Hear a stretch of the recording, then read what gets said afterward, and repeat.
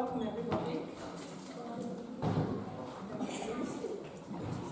Welcome to the grand finale, the grand festival finale of the 13th Colony of Artists.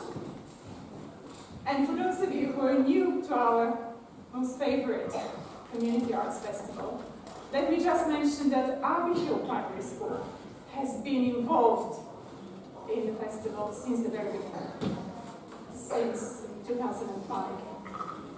But only 5 years ago, we established our artist-in-residence program. And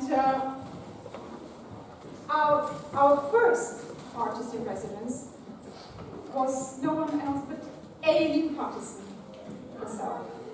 That was 5 years ago. Unfortunately, she's no longer with us. She passed away in March. Since then, we have welcomed about 30 more artists in residence, all professional artists who all came to our classrooms. And we were not able to do that on our own, but in partnership with about 15 other cultural organizations from across Edinburgh and beyond, and again with the financial support of as many different public and private sponsors. For instance, just an example. Yesterday we welcomed the Polish consul, the Consul General of the Polish Consulate, and for their first visit here for a preview of our unique program that's part of the Artist-in-Residence, and it's called Polski.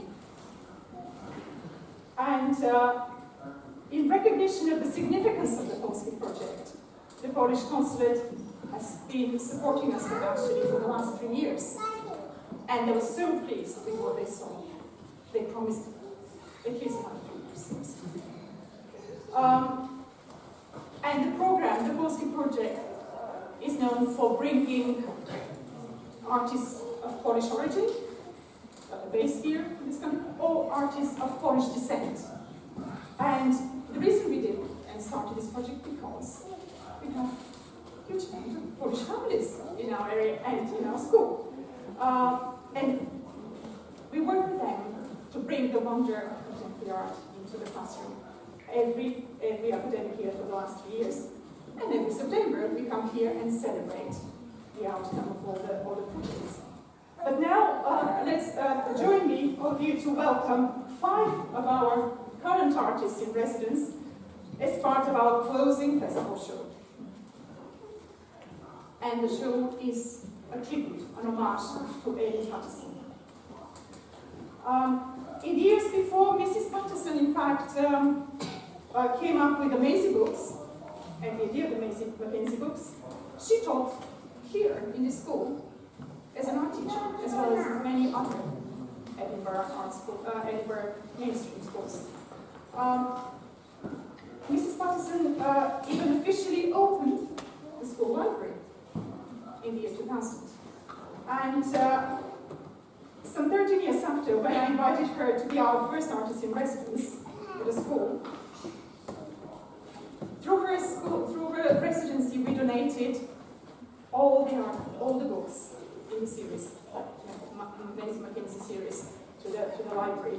And we even acquired 2 beautiful sketches that Aileen Paterson did here for us in the assembly, in the very, very same hall, in front of all the children. And now they're proudly displayed as part of our collection of contemporary art here in the school, and admired by all the visitors throughout the weekends since.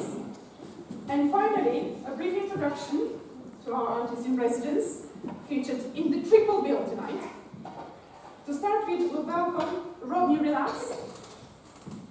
our spoken word artist in residence, our poet in residence, who will be appearing for the first time here in the school in a duet with our poet in residence, Dudley, who is well known here to our Chanter Club. And she's already made an appearance previously as part of our Colony of Artists. Secondly, this will be followed by, you may remember the spectacular debut that our choreographer-in-residence, Eleanor Robertson, did last year as part of the Body Artists in our dance club. She's been busy working on a brand new show inspired by Maisie McKenzie books. So music and movement, and expect our primary ones and primaries, together with Eleanor Robertson, to take over the stage. And finally, we welcome our first ever playwright-in-residence, Morna Pearson, who's been working with our primary 5 class last year, and will continue to work with them. Now they're in primary 6, as well as with the cast and crew. We had Caitlin Skinner, and now joined by Rosie Gallagher, Wendy Seeger, and Penny Young. They've been developing a brand new play called Spontaneous. And what to expect from Spontaneous? Well, expect spontaneous human combustion when Iris and Harry meet, and also look out for the third character in the play, Rita, who is most probably related to Maisie McKenzie. We're convinced, in fact, aren't we, that Rita the cat is the new Maisie McKenzie. So, on this note, and just to mention that we'll be treated to a rehearsed reading of an extract. The play is still in development, but it was presented to the public only once at the Travis Theatre in Outwards, so aren't we very lucky. So, this will be the final closing show for us. And on this note, just enjoy.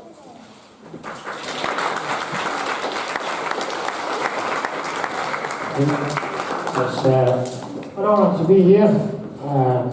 Thanks a lot, Iliyana, for having us. My name is Rodney. I'm introducing Leighann Dudley, and this performance is called Goodbye to England.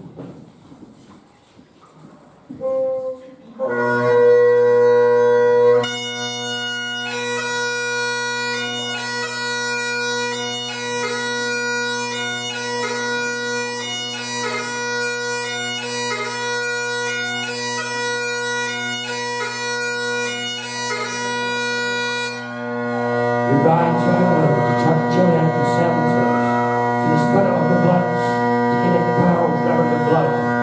Goodbye to the Roman invasion, Julius Caesar, to the resistance, Boadicea, to the English Civil War, Oliver Cromwell, the war in the Falklands, Margaret Thatcher, to the Brexit fiasco. Goodbye to Theresa May, to the heroes of the New Left, Jeremy Corbyn. Goodbye to the White Prussian Dover, to the eating rifles. Goodbye to the midnight trains in the underground. Goodbye to class in the Conway Hall. 1, 2, 3, 4.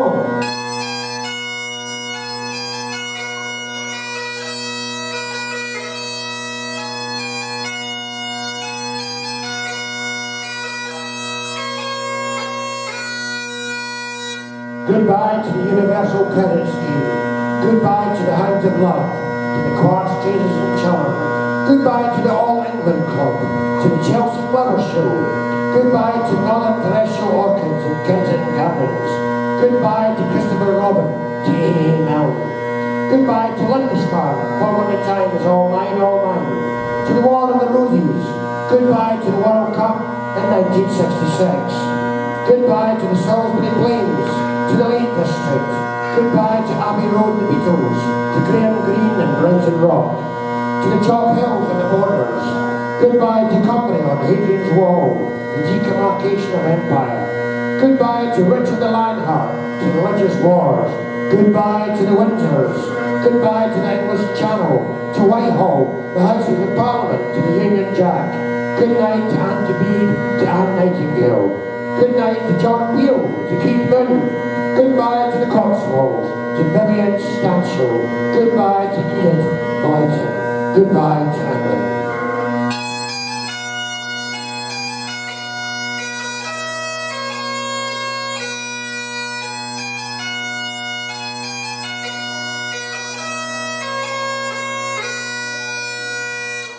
Thank you very much. All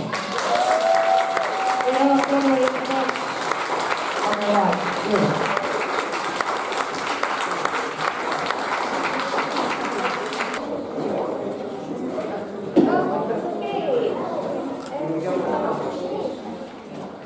Okay, so my name is Eleanor Robertson and I'm the dance artist in residency here at Abbeyhill Primary School. I have been working the last 3 weeks with primary 1s and 2 class, working on Morningside Maisie and the story linked to the journey to the Highlands. Okay, so this is just a little taster of what we've been working on. So we meet lots of different creatures and animals on our journey up north. So hope you enjoy it.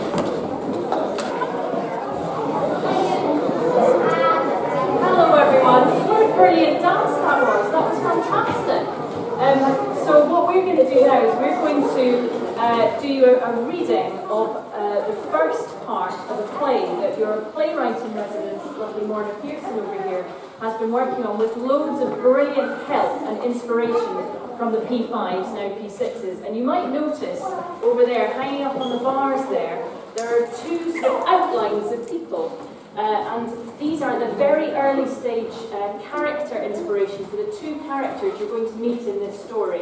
Iris and her friend Harry and her cat Rita, who, as we were saying earlier, we think is a distant cousin of Maisie. So that's where the characters that you're going to meet just now started life. So we're just going to tell you the beginning bit of this story, and hopefully one day, before too long, we'll be able to come back and tell you the whole story.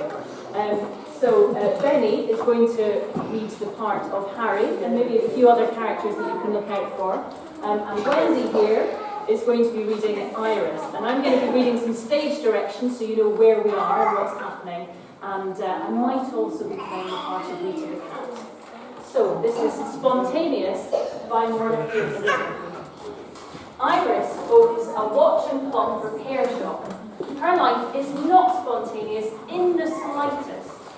She and her cat Rita lead a quiet and careful life that runs just like clockwork. Scene 1. Today we are in Iris's cluttered shop. Iris is wearing multiple scarves and a pair of fingerless gloves. It is cold in the shop. She reassembles a broken cuckoo clock to the sound of multiple other clocks ticking. Once reassembled, she tests it. Cook! Cook! Cook! Oh, no, that's not right. The cuckoo hacks up a fur ball. Cuckoo! Rita, what did I tell you? It's not a real bird. Meow. All the clocks chime 11 times in sync. Time for tea. Iris stops the work she's doing and tidies it away. She wipes down the surface of her counter and places a flask labelled tea, a mug labelled mug, and an unopened packet of Oreos onto it. She checks the temperature on the thermometer and seems happy with it. Then she goes to the shop door and is about to turn the sign from open to close when... Are you closing? I'm closed. The sign says open. No, it doesn't. Oh, she turns the sign. Closed. Don't you want my custom? I don't give directions. I don't want directions. I don't sell stamps. I don't want stamps. There's a public loo across the street. I don't need the loo. Well, why are you here? This is a watch and clock repair shop, isn't it? Yes. Well, I've got this watch. You may as well take it around the corner to Clocks for Us. Everyone else does. It's got a big orange sign, you can't miss it. But your shop looks more interesting. No, it doesn't. My shop isn't in the slightest bit interesting. Sense of humour. I can see we're going to get on like a house on fire. We're what? I'm Harry. Pleased to meet you. Iris. Oh, it's chilly in here. You have to turn the heating up. Well, it's perfectly fine to me. Perfect for a penguin. This is a lovely shop. Quaint, don't you think? Quaint. That's a funny word. Wow! Look at the mountains of clocks you have. It's a certifiable death trap. I love it. This quaint shop is closed. Oh, really? What are we for? Well, it's break time. Oh, I love break time. What are we having? What are we having? Let's see. What are you doing? A flask? No. Tea? Oh, look, please come back in 15 minutes. Why? What's happening in 15 minutes? The shop will be open. Oreos! One of my favourites. How do you eat them? Go on. I dip them in tea till they're soggy so they don't crunch, so there's no noise whatsoever. I like silence, you see. Silence except for the dependable ticking of the clocks. Yeah, okay. Interesting. I like to take a hammer or something similarly heavy. This clock will do, and I smash up the packet. He noisily hits the Oreos packet with the clock. Until they turn into crumbs. My biscuits! You know, I pour them into my mouth like chocolatey. Fireworks! Get out! Get out! I need my watch fixed. I shall take a look at your watch at 11:15 when my break is finished. Oreos don't half give me a dry mouth. I could do with some tea. Iris drags him to the door. Out! Out! Out! I've never been ejected from a shop before. This is great fun. I'll look at your watch at 11:15. Iris shuts the door on him, catches her breath, and feels her forehead is burning up. She loosens the neck of her scarves. She goes to check her thermometer, and then realizes that Harry is staring at her through the shop door. 11:15 then. Is that soon? Too soon. I'll just wait out here, shall I? Yes. Iris cleans the mess of Oreo crumbs off the counter and pours herself a mug of tea from the flask. She gives Rita a cat biscuit. No biscuits for me, Rita.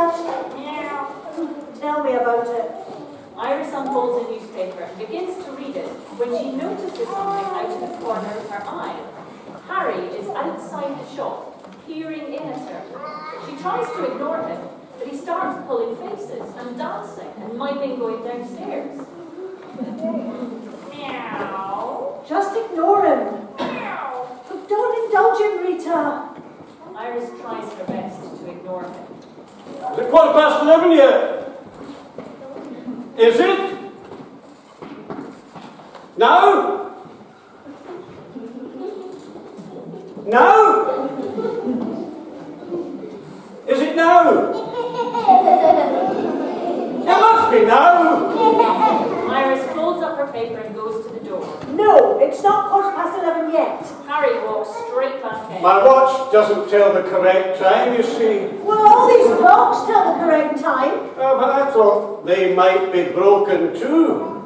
Why is it so cold in here? It's a bloody spring day outside. He helps himself to a sip of her tea and then spits it back. Oh, that's freezing too. It's not freezing. It's a perfectly tepid 32 degrees centigrade.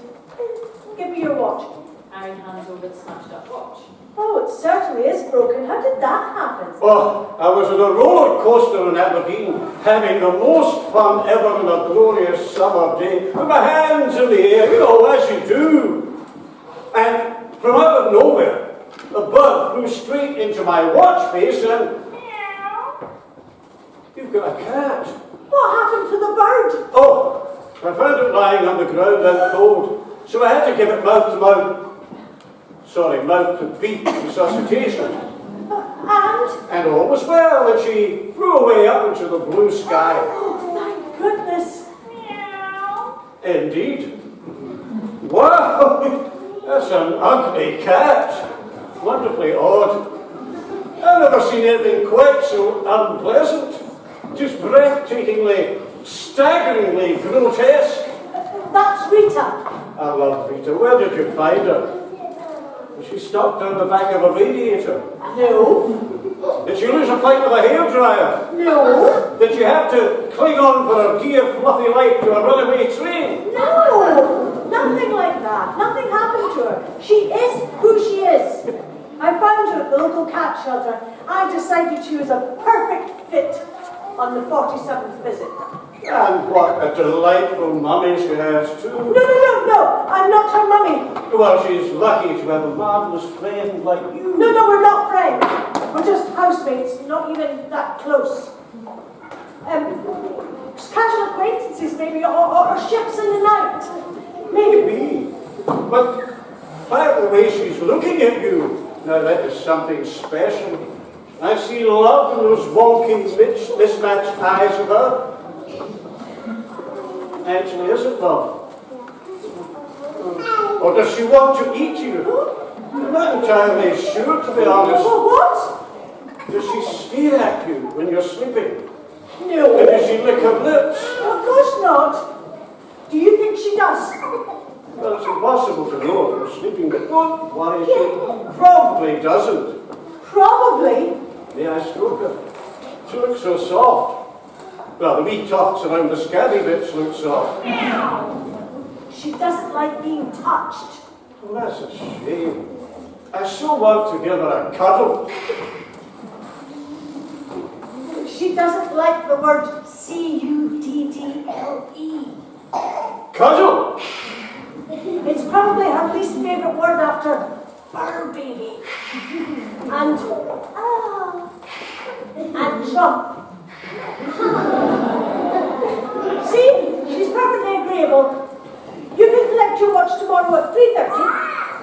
There's no rush, just whenever it's fine. Tomorrow at 3:30. I'm easy, breezy, lemon squeezy. It'll be ready tomorrow at precisely 3:30.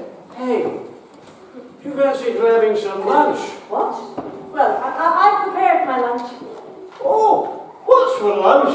Iris places a flask labelled Wednesday on the counter. A perfectly tepid Cullen skip.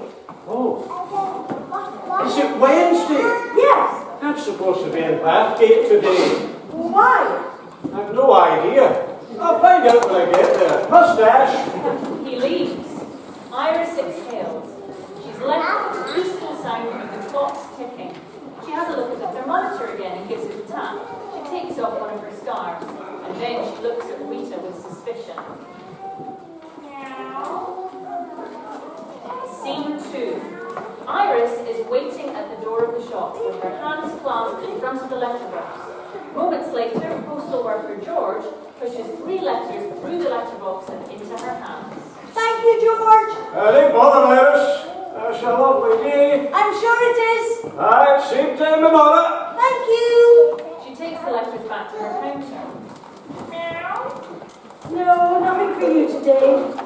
She opens and reads the first letter. Oh dear. She opens and reads the second letter. Oh dear, oh dear. She opens and reads the third letter. Oh dear, oh dear, oh dear. That looks like it. Good morning. She throws her mail up in the air.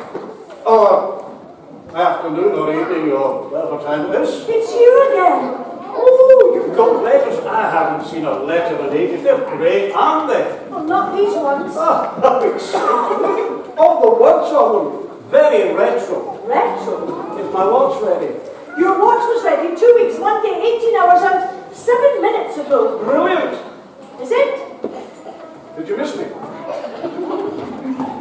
Where's the little hot baby?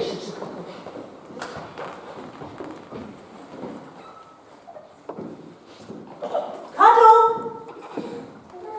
Trump? She was here a minute ago. She's probably just gone for a wander. Here's your watch. I gave it cleaned as well. Oh, it looks wonderful. So shiny. He inspects the watch, but his smile dissolves as he holds it up to his ear. Oh.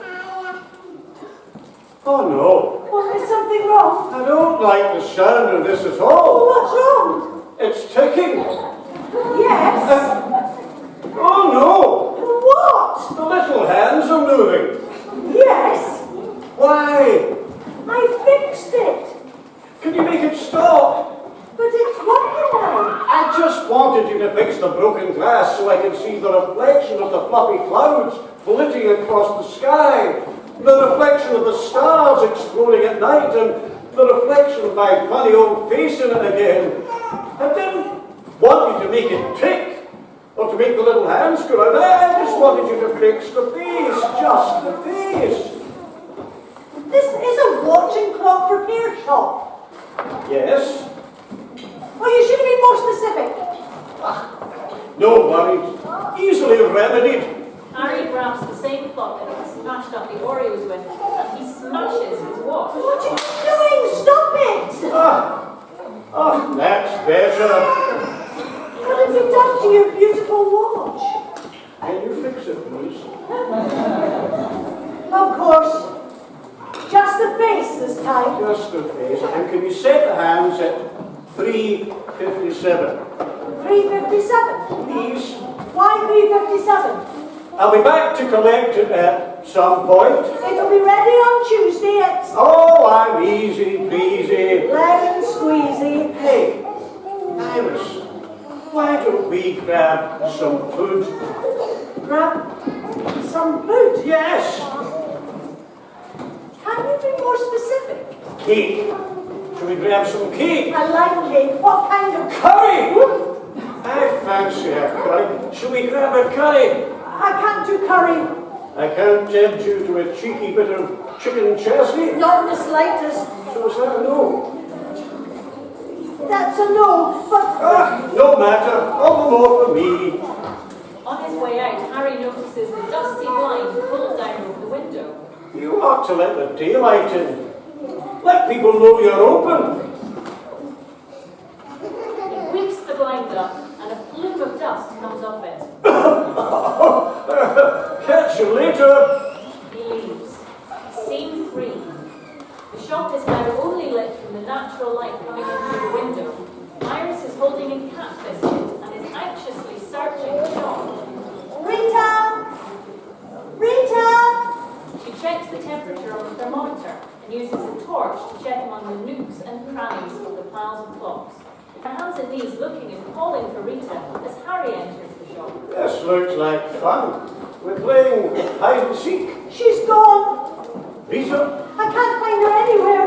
No. I've checked her favourite hiding places, Your casual acquaintance. but I think she's completely disappeared. There's a light switch. I can't turn the lights on. Why? The electricity has been cut off. Oh, dear, that's a bit clumsy. The little torches have fun, aren't they? What's this? It's her biscuit.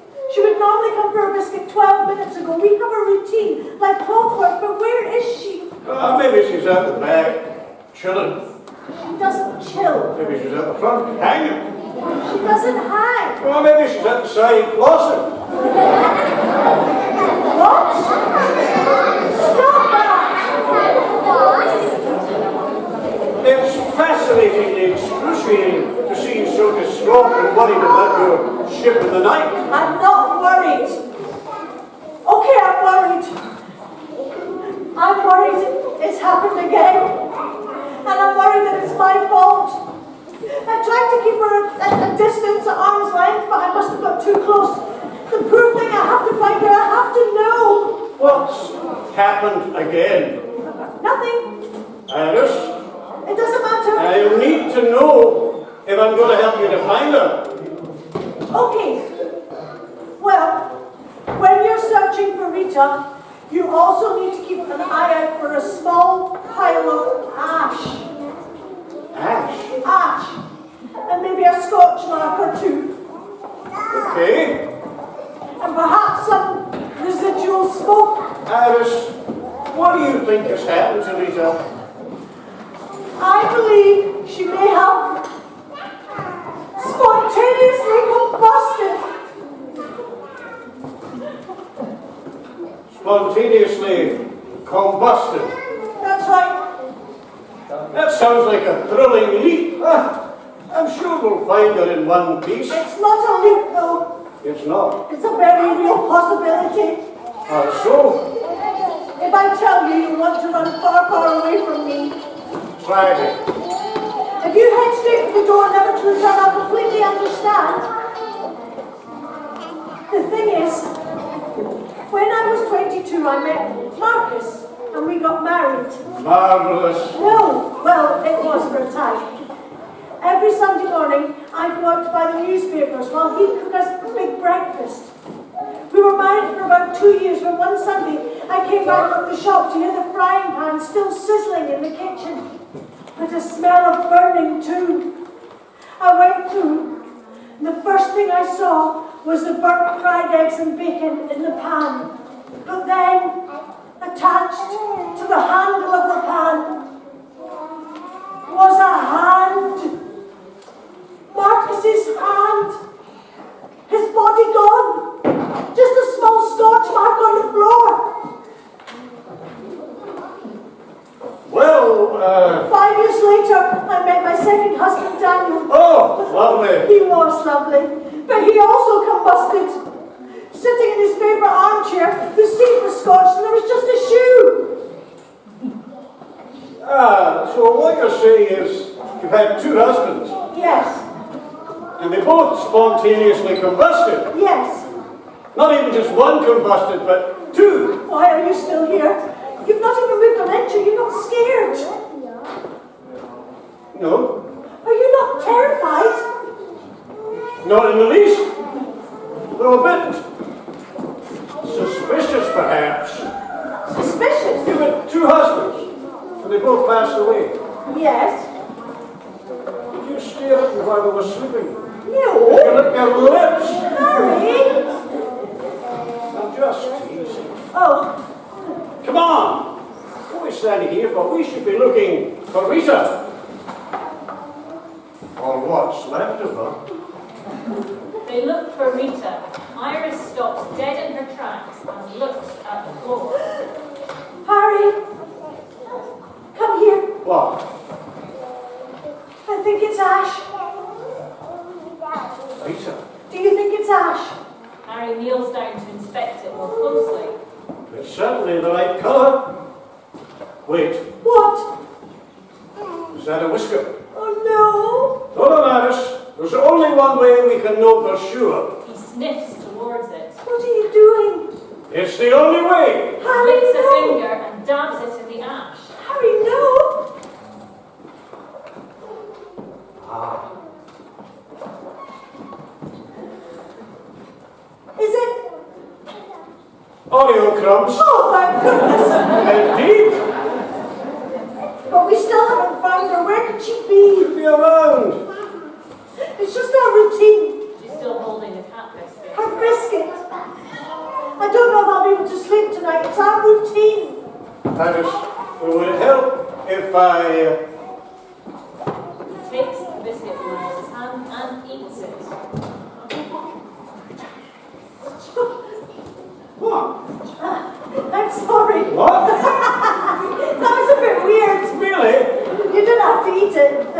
Quite enjoyable, actually. Was it? Yeah. Beefy. Yes, they are. I'm terrifically open-minded. Yes. I'm up for anything. I've noticed. Harry gets an aftertaste of the cat biscuit. Harry, would you like to go out for dinner sometime? Well, of course, I'm delighted you asked. That's really made my day. I'm over the moon. I'm well chuffed. Where would you like to go? Tomorrow evening? Maybe around then. What do you mean? Maybe tomorrow evening, afternoon, the next day, Sunday. I'd quite like to firm up precise plans now, if that's okay. Well, then, yes. We'll go out to dinner. 100% definitely. When? When we're hungry. You do get hungry, don't you? Of course. Perfect. I'll see you there. He leaves. Scene 4. In a restaurant. A corked bottle of fizzy water sits in an ice bucket. Iris is alone, uneasily studying the menu and looking about her every few seconds. She gets up, about to leave, and her tummy rumbles. She looks at her watch and sits back down. She's thirsty too. She looks at the bottle but notices the cork. It makes her nervous. Quietly, half-heartedly tries to get the attention of the passing, busy waiting staff, but to no avail. She looks at her watch and sighs. Just as she decides to leave, Harry strikes in. Iris! Finally. Been here long? No? See, I knew we were in sync. Simpatico. What? That's a word. Is anyone sitting here? Hopefully you. Harry rolls up his sleeves as he sits, and Iris notices that he isn't wearing his watch. Well, where's your watch? It's right here. No. Oh no. Oh, it looks like you've lost it. It's okay. It's okay. There's no need to panic. I know exactly where it is. Well, where? Somewhere between this table and Birmingham. Birmingham. Birmingham. Well, that's miles away. What am I going to do? It could be on the plane. It could be at Nando's. It could be down a train. You flew to Birmingham. Well, you've never flown to Birmingham. Oh, Iris, you've never lived. Is there a friend there you can phone? I'll phone the police. I can't find my phone. So hang on. He finds the watch in his pocket. I found it. Thank goodness. My heart nearly exploded. watch back on his wrist. That watch means a lot to you, doesn't it? Harry studies the menu. Have you tried squid? It's fantastically disgusting. Is it a special watch? Everything looks delicious. Do you know what you're having? I might have the soup. You might have the soup. Yes. Or Well, I've decided I'm going to have the soup. which soup? It's carrot and tarragon. Tarragon. What's a tarragon? Is that a cross between a tarantula and a dragon?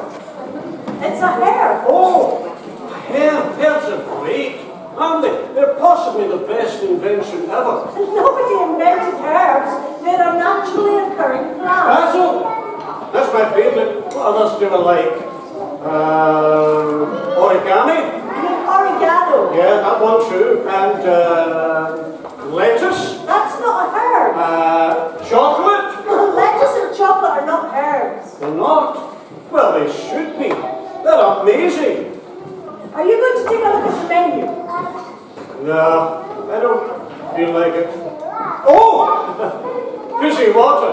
Fizzy water's my favourite. I love putting my face up to the glass and feeling the bubbles tickle my nose. Pop, pop, pop, don't you? No, I don't. Your sense of humour slays me. Please don't pop the cork. I don't like the nut. Harry pops the cork and Iris screams, jumping out of her skin. I said don't. What? Captain, please just order. I'm very hungry. I'm not hungry at all. I just had a falafel from the guy outside. So you're not even going to eat something? Oh no! I'm tempted to eat something. I know! Surprise me. What? Order something for me. Surprise me. I don't think that's necessary. I love surprises. I know. Oh, here's the waiter. I would like the carrot and tarragon soup, and can I request that it's no warmer than 32 degrees, please? And my friend would like... He'd like, Surprise me! macaroni and cheese made with no mustard. No, too bland. The salad baguette. Boring. I know. Lasagna. That's not bland at all. My friend will have lasagna. Thank you. No, I don't fancy lasagna. I know what I'll have. I have the soup of the day, a boiling hot and spicy sweet potato soup. Are you sure you want that? Yes, I'm almost certain. But it's spicy and hot. It's hot and spicy. Sugar, and I'll have it with a side of salsa. Salsa? A side of salsa. I absolutely adore alliteration, don't you? Oh, and a fiery ginger beer. Extra fiery, thanks. Extra fiery?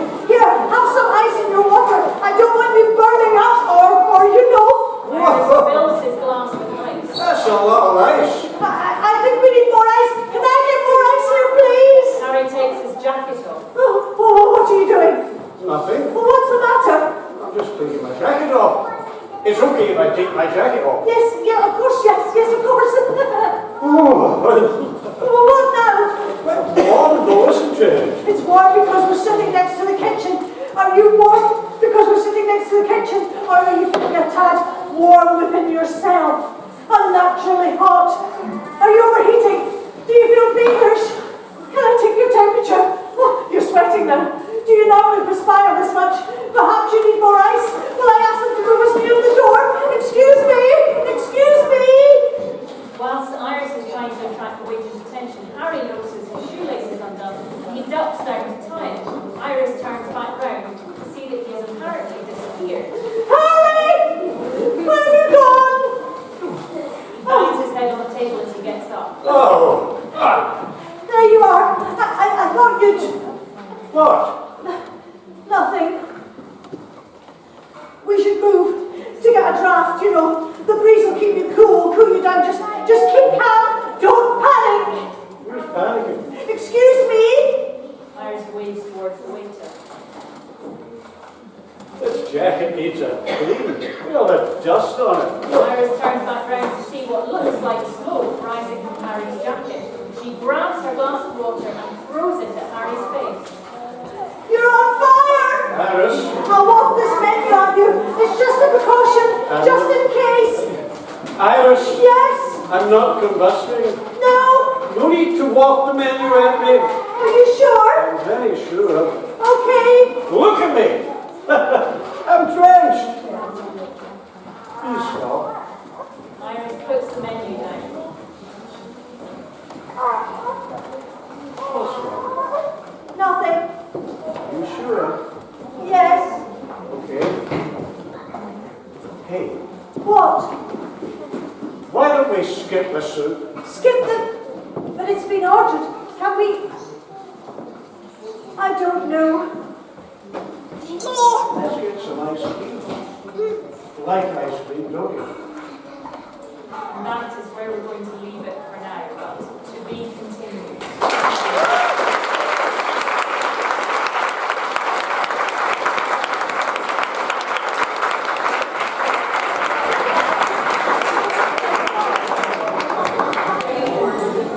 And thank you so much for staying with us.